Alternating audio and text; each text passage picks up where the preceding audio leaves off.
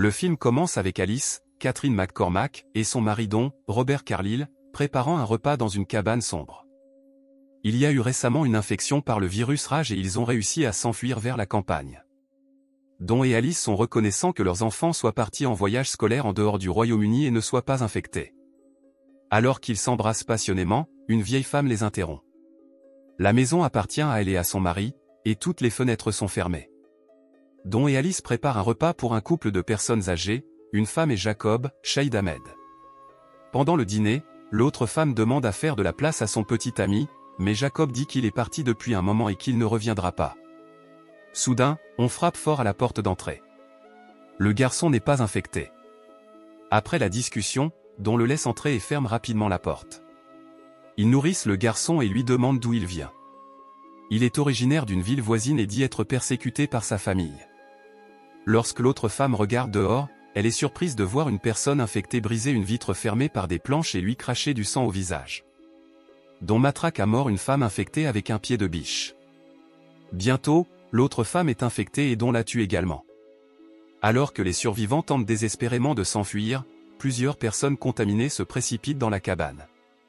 Le garçon court à l'étage, Alice le poursuit, et Jacob et un couple plus âgé courent vers la grange.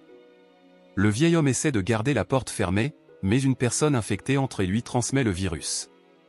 La vieille femme est brutalement assassinée par les infectés, mais Jacob parvient à s'échapper. Don monte à l'étage et dit à Alice de laisser le garçon caché dans le placard. Une personne infectée se tient entre Alice et Don. Alice crie à Don de l'aider, mais Don ferme lâchement la porte et saute par la fenêtre.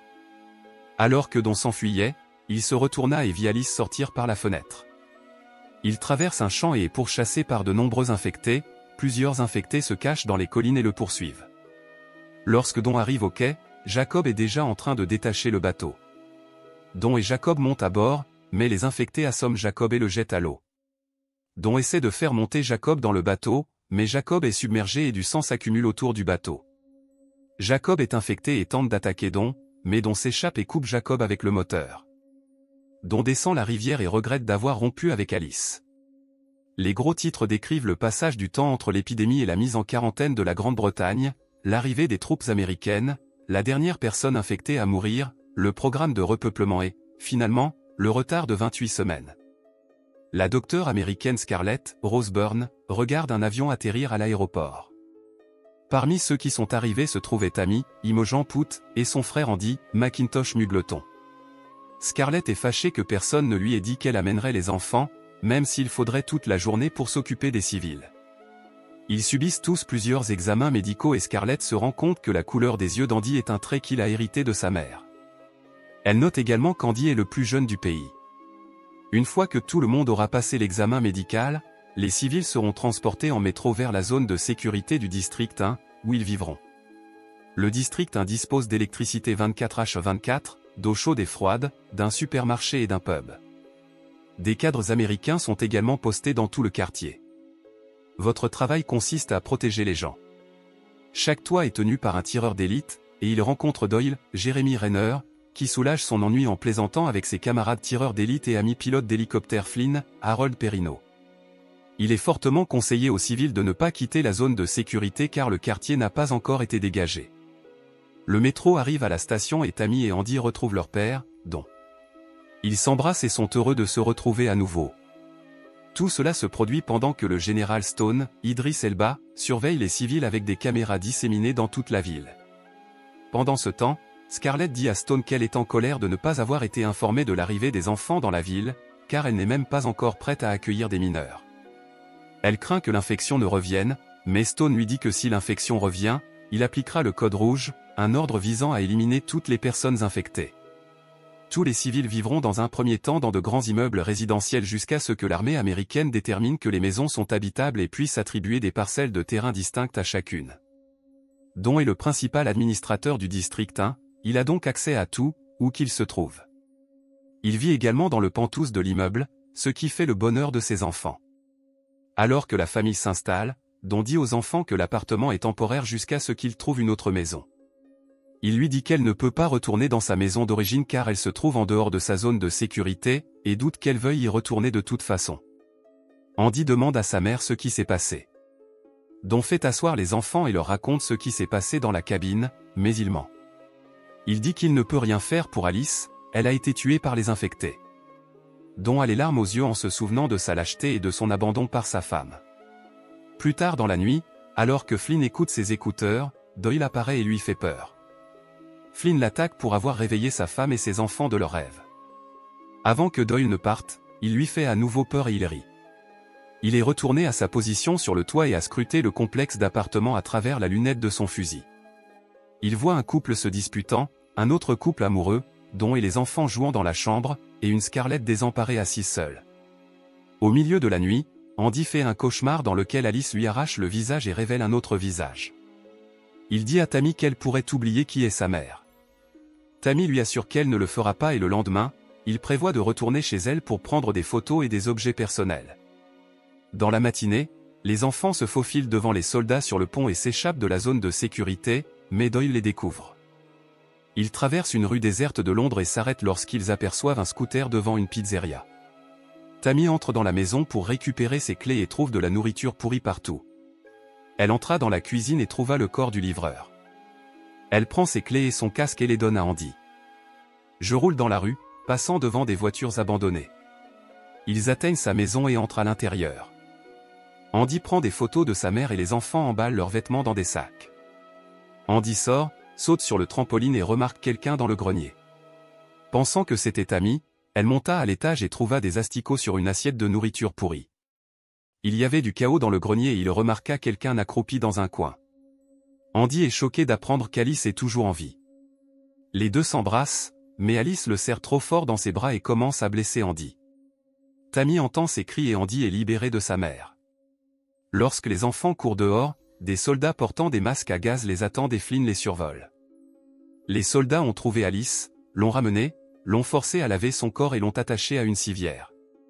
Scarlett examine Alice et remarque du sang dans l'œil gauche d'Alice.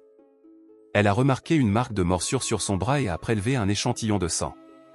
Don est appelé dans une pièce où des enfants sont détenus par des soldats. Il est en colère parce qu'ils ont quitté leur zone de sécurité, mais les enfants sont en colère parce qu'il a menti à propos d'Alice. Je n'arrive pas à croire qu'elle soit en vie. Il part et se faufile dans le restaurant à la recherche de sa femme. Pendant ce temps, Scarlett dit à Stone qu'Alice a été infectée par le virus Rage, mais qu'elle ne présente pas les mêmes symptômes que les autres personnes infectées. Au lieu de devenir violente, elle est devenue porteuse du virus. Elle peut toujours infecter les autres par la salive ou le sang, et Stone est convaincu de l'exécuter. Scarlett veut faire plus de travail sur le corps d'Alice, mais Stone lui dit qu'elle peut continuer à travailler sur le corps d'Alice. Finalement, Don retrouve Alice et accède à la pièce où elle se trouve. Elle est toujours attachée et il s'excuse en larmes de l'avoir laissée derrière lui. Elle dit qu'elle l'aime toujours et ils s'embrassent. La salive pénètre dans la bouche de Don et il commence à être violemment infecté. Il saigne des yeux, vomit du sang partout et frappe à la fenêtre. Complètement infecté, Don se retourne et voit Alice ligoter. Il l'a battue à main nue et lui a mordu la gorge. Don lui enfonce alors horriblement son pouce dans l'œil, lui écrasant la tête et la tuant. Il s'échappe de la pièce et se lance dans une tuerie, attaquant tous les soldats qu'il rencontre. Stone voit le sang et la mort des soldats. Il exécute Code Red et termine l'installation. Doyle et Flynn n'arrivent pas à croire l'ordre. Les portes des installations seront verrouillées, éteintes et commutées sur l'alimentation de secours. Stone se rend au quartier général et donne des ordres à ses troupes. Le soldat qui surveillait Andy et Tammy a dit que tout allait bien et a quitté la pièce pour découvrir ce qui se passait. Alors qu'il se trouve dans le couloir, il est attaqué par des infectés. Les enfants s'enferment dans une pièce et attendent le retour des soldats. Un militaire infecté a fait irruption dans la pièce et a frappé à la vitre qui les séparait. Scarlett se tire une balle dans la tête, libère les enfants et les guide à travers l'établissement. L'armée ne permet à personne de quitter le bâtiment, et tandis que Scarlett tente de convaincre l'armée de retirer les enfants, Andy est séparé de l'armée et obligé de se réfugier dans le sous-sol avec tous les autres civils. Les soldats enferment les civils dans un sous-sol et verrouillent la porte avec des chaînes pour les protéger des personnes infectées. Andy a peur et s'assoit seul au fond de la pièce. Il y a une autre porte près de lui et on entend un coup fort. Les lumières étaient éteintes, donc la seule lumière était celle des lampes de poche et des briquets des gens. Don entre par effraction dans le sous-sol et Andy se rend compte qu'il est infecté. Don attrape le civil et crache du sang partout sur lui, et l'infection se propage rapidement dans tout le sous-sol alors que tout le monde panique dans le noir. Andy parvient à grimper dans le conduit de ventilation et y reste, écoutant les bruits des personnes tuées et infectées. Les civils sortent en courant de la pièce et montent les escaliers, mais sont pourchassés par les infectés. Ils parviennent à s'échapper et Stone ordonne à ses hommes de n'attaquer que les infectés. Doyle et les tireurs d'élite ciblent les infectés, mais comme ils s'enfuient tous, il est difficile de dire qui est infecté et qui ne l'est pas. Vous savez seulement quand quelqu'un est attaqué, et même dans ce cas, il est trop tard pour la victime. Stone le remarque et ordonne à ses soldats de tuer tout le monde. Les tireurs d'élite et les soldats massacrent des civils et infectent les personnes qui les entourent. Andy sort de la bouche d'aération et se retrouve au milieu d'un carnage. Doyle n'en peut plus après avoir tiré sur des innocents. Il voit Andy à travers une lunette et tire sur l'infecté dans la poitrine, son sang éclaboussant la poitrine d'Andy. Andy court vers le supermarché où se cachent plusieurs autres. Doyle quitte son poste et attaque le garçon. Andy traverse le magasin sombre et est surpris par tous ceux qu'il rencontre. Heureusement, il trouve Tammy avec Scarlett et les retrouve. Les survivants n'arrivent pas à croire que les soldats tuent tout le monde, mais Doyle arrive. Il se présente à Scarlett, et ils se demandent tous les deux pourquoi ils ne sont pas à leur poste. Sachant que Code Rouge éliminera tout le monde, Doyle se porte volontaire pour aider à mettre les survivants en sécurité. Doyle, Scarlett, Andy, Tammy et quelques autres ont quitté le magasin et se sont dirigés vers la rue déserte. Doyle dit à tout le monde de rester ensemble et court dans la ville, mais Andy aperçoit les poursuivants. Flynn appelle Doyle et lui dit de se perdre car il mettra le feu à la ville dans 4 minutes. Ils se mettent d'accord sur un lieu de rendez-vous, mais les survivants sont attaqués par des tireurs embusqués. Le tireur d'élite a tué 2 ou 3 personnes et Scarlett a reçu une balle dans la jambe. Connaissant le délai, Doyle demande aux survivants de courir en zigzag afin de pouvoir tuer le tireur d'élite s'il révèle sa position. Les survivants ont été horrifiés et Andy a couru dehors. Un tireur d'élite essaie de lui tirer dessus, mais Doyle lui tire une balle dans la tête. Les survivants restants fuient vers les tunnels du métro et se préparent. La ville est incendiée et les rues sont remplies d'explosions et d'incendies. Les infectés sont emportés, mais Don parvient à survivre. L'explosion détruit les caméras installées dans la ville. Les survivants fuient la station de métro juste avant qu'elle n'explose. Alors que Stone s'asseyait, il remarqua que la seule caméra qui fonctionnait encore était celle située à l'extérieur du centre de commandement. Il a alors vu plusieurs personnes infectées courir droit vers eux. Ailleurs, les survivants parviennent à traverser un pont et attendent dans une foire abandonnée, rendez-vous. Scarlett dit à Doyle qu'Alice a un trait génétique qui la rend moins sensible à la rage, qui pourrait avoir été transmise à ses enfants. Il est donc essentiel que les enfants survivent pour avoir une chance de guérison. Flynn se rend sur les lieux du crime et est heureux que Doyle soit toujours en vie. Pendant que les survivants attendent l'hélicoptère, Doyle aperçoit plusieurs personnes infectées se cacher à l'horizon. Flynn est en colère que Doyle emmène ses camarades avec lui, et il se dispute également pour emmener les autres survivants. Un homme s'est emparé de l'hélicoptère et a tenté d'y accéder. Alors que les infectés courent vers les survivants, Flynn tente de les secouer. Flynn penche le nez vers le bas et utilise la lame de l'hélicoptère pour trancher et couper en le sang infecté et éclaboussant le pendu. Finalement, l'homme perd pied et tombe. Doyle et Flynn organisent un autre point de rendez-vous, et Flynn s'envole, mais dit à Doyle d'abandonner les survivants. Doyle, Scarlett, Andy et Tammy s'enfuient avec les infectés derrière eux. Doyle leur tire dessus avec son fusil, mais ils sont trop nombreux. Il roule dans la rue mais s'arrête lorsqu'il voit de l'essence. Doyle se rend compte que les soldats vont recourir aux armes chimiques et met tout le monde dans une voiture. Il couvre toutes les bouches d'aération et se couvre la bouche pendant que les personnes infectées s'écrasent sur la voiture et tentent d'y entrer. Le gaz tue rapidement les personnes infectées autour d'eux et Scarlett tente de démarrer la voiture. Doyle voit des soldats s'approcher d'eux, enfiler des masques à gaz et mettre le feu au corps avec des lance-flammes. Scarlett est incapable de démarrer la voiture et Doyle réalise ce qu'il doit faire. Il dit à Scarlett qu'il la retrouvera au lieu de rendez-vous et lui donne un fusil de sniper. Doyle est immédiatement sorti de la voiture et a commencé à pousser la voiture. Les soldats se rapprochent de plus en plus, mais Scarlett parvient enfin à démarrer la voiture. Cependant, Doyle est incendié par ses amis et brûlé vif. Tammy et Andy regardent avec horreur la mort de Doyle en arrière-plan. Alors que Scarlett traverse des rues de plus en plus remplies d'essence, un hélicoptère tire sur sa voiture. Elle a fini par se diriger vers une autre station de métro.